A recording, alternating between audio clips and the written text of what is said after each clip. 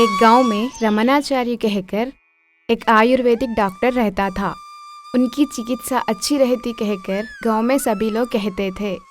रमनाचार्य के घर में हर समय बीमार लोग रहते थे। उस समय रमनाचार्य इलाज के बदले वो किसी से भी पैसे नहीं पूछता था। सभी बीमार लोग वो जितने पैसे देंगे उतना ही लेता था। गरीबों को मुफ्त में इलाज करता था। लेकिन उनकी पत्नी अपने पति के दयालु गुण से वो अक्सर नफरत करती थी। एक डॉक्टर से शादी कहते ही मैं सोचती थी कि घर में सारी महंगी चीज़ें, शरीर पर अलग अलग तरह के गहने, बुलाते ही आने वाले नौकर रहेंगे कहकर बड़ी बड़ी ख्वाबों से इस घर में आई हूँ। लेकिन जब मैंने देखा है तुम्हारी छोटी मोटी कमाई से मेरे कोई सपने पूरे नहीं हुए हैं। अब क्या हुआ है बताओ, किस चीज़ की कमी है? सब कुछ ज़्यादा है। जब भी देखो घर भर बीमार लोग रहते हैं। माँ जी, चारी जी है क्या? क्या चाहिए? ऐसी कौन सी बीमारी है तुम्हें? रात से मुझे पेट में बहुत दर्द हो रहा है माँ जी। क्या ये सारे गांव के लिए मेरे पति एक ही डॉक्टर है क्या? जो भी छोटी से लेकर बड़ी बीमारी तक सब हमारे घर को ही आते हैं। अच्छा, लेकिन लगता है कि तुम्हारी तो कोई बड़ी बीमारी ही होगी। कितने पैसे लाए हैं तुमने? हाँ, मेरे पास एक पूठी कौड़ी भी नहीं है माँ जी। हाथ में 2 कौड़ी भी नहीं है, लेकिन इलाज के लिए आ गया है। जा यहाँ से। बाप रे, इतने अच्छे इंसान को ये लड़ाकू औरत कैसे मिली होगी? क्या है, कुछ कह रहा है? हाँ, कुछ नहीं माँ जी, मैं कह रहा था कि आप बहुत अच्छे इंसान हो।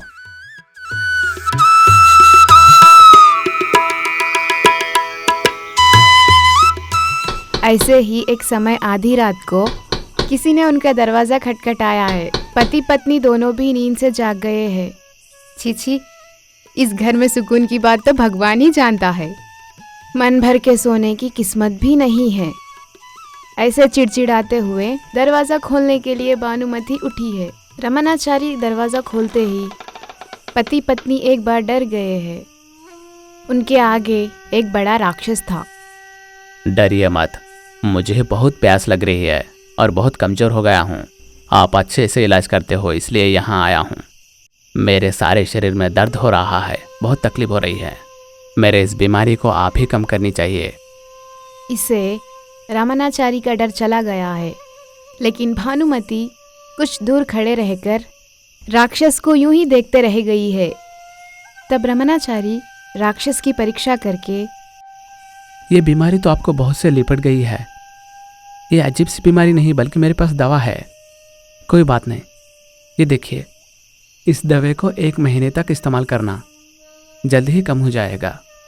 राक्षस ने धन्यवाद कहकर, अच्छा, कल इसी समय पर आता हूँ फिर। तुम्हारा दिमाग तो कुछ काम नहीं करता। वैसे पैसों के लिए लोगों को सताते तो नहीं हो। कम से कम इस ब्रह्म राक्षस को थोड़े पैसे देने के लिए क्यों नहीं पूछ पाए? देखो भानु, मैं जो जानता हूँ वो सिर्फ इलाज करना ही। इससे चारों की भलाई होगी तो मुझे खुशी होगी। इसे धंधा बनाना मुझे पसंद नहीं है। यह सब मेरी किस्मत है। अब इनसे उम्मीद रखना बेकार है। वो दूसरे दिन रात में राक्षस के आते ही, देखिए मामा जी, तुम्हारे इलाज के लिए तो ये 3 सिक्के खर्चे किए हैं। देखिए, आप अगली बार खाली हाथ मत आना। भानुमति की बातों को सुनते हुए राक्षस गुस्सा होते हुए, हा, लगता है कि तुमने मुझसे कोई रिश्ता बनाना चाहती है, लेकिन होशियार रहना, तुम्हारी चतुराई की बातें मेरे पास नहीं चलेंगे। मैं उस जंगल से गुजरने वाले हर इंसान के पास कितना पैसा है ये पहले ही जानकर और उसे किस समय पर खाना चाहिए ये भी तय कर जब मैं उसे पकड़ता हूँ। ऐसा हूँ मैं, बल्कि तुम मुझसे पैसा पूछ रही हो। जब राक्षस ऐसा कहते ही तब भानुमति खामोश हो गई है। इसका मतलब ये अपने पास बहुत सा पैसा जमा कर रखा है। कैसे भी करके उसके रहने का पता लगाना चाहिए, तब हमारे घर में खूब पैसा रहेगा। भानुमति ऐसे सोचने के बाद ठीक 4 दिन बाद अपने पति से ऐसे कहती है, देखिए, मेरे पापा मुझे आने के लिए कहे हैं। एक बार मैं मायके जाकर आती हूँ। अच्छी बात है, जाकर आना। संभल के जाना। ऐसा कहकर गांव के बाहर एक पेड़ के पास छुप जाती है। तब आधी रात को राक्षस इलाज करवा के वापस आते समय वह उसके पीछे पीछे जाते हुए उसके रहने की जगह उस जंगल में पीपल के पेड़ के पास रहने वाली एक गुफा कहकर वो पता लगाती है। ओहो, तो ये है तुम रहने की जगह। धन के लालच में रहने वाली भानुमति दूसरे दिन दोपहर में जंगल में उधर इधर भटक कर आधी रात के समय राक्षस इलाज के लिए गुफा छोड़कर जाते ही डरते हुए ही गुफा के अंदर जाती है। गुफा के एक कोने में धन से भरे हुए 2 थैले दिखते हैं। एक थैली में गहने और दूसरी थैली में चकाचक चमकते हुए सोने के सिक्के दिखाई दिए हैं। आहा, इतना धन तो मेरी पति पूरी जिंदगी में नहीं कमा पाएंगे। क्या किस्मत है मेरी, कैसे भी कर ये सब ले जानी चाहिए। वह बहुत खुश होते हुए थैलियां कंधों को लगाकर घर पहुंचने तक सुबह हो जाती है। उस समय पर रमनाचारी गहरी नींद में था। भानुमति उन थैलियों को छत के ऊपर छुपा कर रखी है। क्या हुआ है ये तो पति को नहीं बताई है। तब भानुमति को खुशी के साथ साथ सुस्ती आ रही थी। अबा, ये क्या थकान है। शायद कल रात दिन जंगल में चलने के कारण मेरे पैर दर्द और चक्कर आने जैसा लगता है। उस समय वह पलंग पर सो जाकर थकान की आवाज़ें करती रहती है।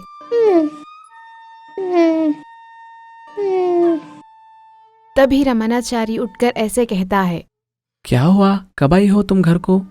क्यों आप ऐसे सो गई हो? क्या हुआ? कहकर उसे छूकर देखने पर बुखार से सारा शरीर जलता है। क्या हुआ, इतनी बुखार चढ़ गई? कोई बात नहीं, ये दवाई डाल लेना। तुम मत उठना, पकवान का सारा काम मैं देख लूंगा, तुम थोड़ा सा आराम कर लो। कहकर रमनाचारी अलग अलग तरह के दवाइयाँ डलवाता है। उस समय भानुमति सारा दिन बेहोश की तरह सो गई है। भानुमति आधी रात को राक्षस खुश होते हुए रमनाचारी के पास आकर ऐसा कहता है, आपने बहुत अच्छे से इलाज किया है, मेरा सारा दर्द खत्म हो गया है।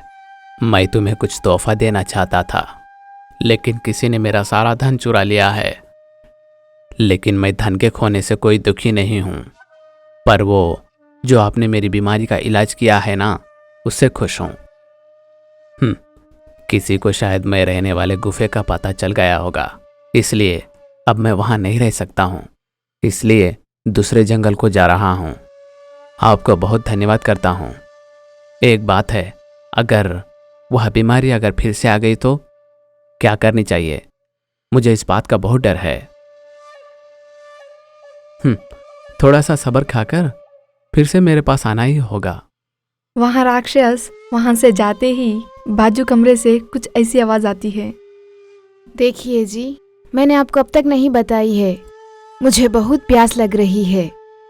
एड़ियों में जलन और दर्द और बहुत कमजोरी, मुझे बचाइए ना। कहते हुए भानुमति के आंखों में आंसू आ जाते हैं। रमनाचारी उसकी परीक्षा करके, ये क्या है, कुछ अजीब सा है। तुम्हारे अंदर भी उस राक्षस की बीमारी के जैसे लक्षण दिखाई देते हैं। आश्चर्य से ऐसे कहा है। पति के बातें सुनते ही भानुमति दुख भरे दिल से उसकी सारी कहानी बता देती है। वो ऐसा धन था जिसे राक्षस सबको मारकर छुपा कर रखा था। उसी कारण से उसे इतनी बड़ी खतरनाक बीमारी आ गई है। तुमने उसके धन की चोरी की है, अब वह बीमारी उसे छोड़कर तुम्हें लग गई है। थैलियों में रहने वाला वो धन मेरे जान से भी ज्यादा नहीं है। उस धन को छत से नीचे लाकर जल्दी से बगीचे के कुएं में फेंक दीजिएगा। रमनाचारी छत के ऊपर से थैलियां निकालकर उसमें रहने वाले धन को देखकर ऐसा कहता है, भानु, धन तो बहुत पवित्र होता है, उसे छुपाकर गलत कामों के लिए इस्तेमाल करने वाला ही अपवित्र होता है। इतने सारे धन को कुएं में फेंकने की कोई जरूरत नहीं है। अपने गांव के मुखिया तो बहुत दयालु इंसान है ना, अगर हम उन्हें देंगे तो वो सबकी भलाई में उस धन को इस्तेमाल करेगा। क्या कहेगी?